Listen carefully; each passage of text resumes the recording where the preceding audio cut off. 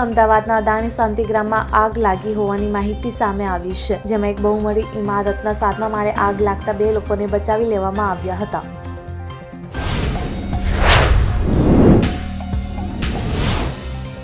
ચોવીસ કલાકમાં રાજ્યમાં વરસાદી બેટિંગ ચાલુ રહી છે. જુદા જુદા તાલુકામાં 7 ઇંચ સુધી વરસાદ વરસ્યો હોવાની સત્તાવાર માહિતી મળી છે.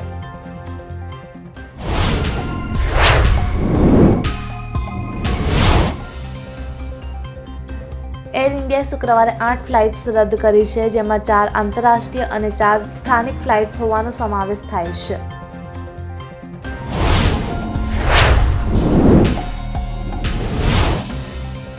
ભૂકંપ ઝોન કચ્છમાં સમયાંતરે ધરતીકંપના આંચકા આવતા હોય છે. જો કે આંચકાની ખાસ તીવ્રતા ન હતી એટલે અનુભવાયો પણ નથી.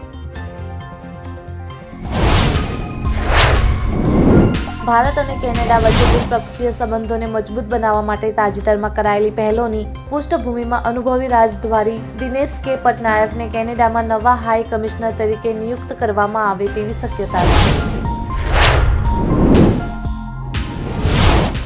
ભારતના ઘણા વિદ્યાર્થીઓ વિશ્વના ઘણા દેશોમાં અભ્યાસ કરવા જાય છે. તાજેતરમાં જ એવું બહાર આવ્યું છે કે દિલ્હીથી કેનેડા ભણવા ગયેલી તાન્યા ત્યાગીનું અવસાન થયું છે.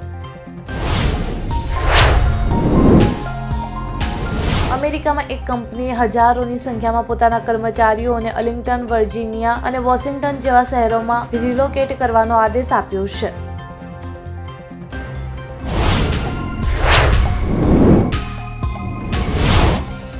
પ્રધાનમંત્રી નરેન્દ્ર મોદી આજે પ્રથમ લોકોમોટિવને લીલી ઝંડી આપશે, જે સારનના મારહોરામાં આવેલી લોકોમોટિવ ફેક્ટરીથી ગિની રિપબ્લિકમાં નિકાસ કરવામાં આવશે.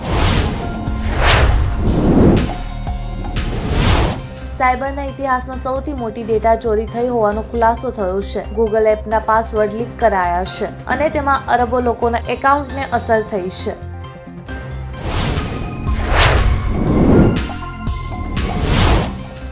એશિયન બજારો અને ગિફ્ટ નિફ્ટીના અનુસરતા આજે ભારતીય ઇક્વિટી બજારમાં સેન્સેક્સ અને નિફ્ટી પોઝિટિવ પ્રારંભ થયો હતો. સેન્સેક્સમાં 200 પોઈન્ટનો ઉછાળો નોંધાયો હતો.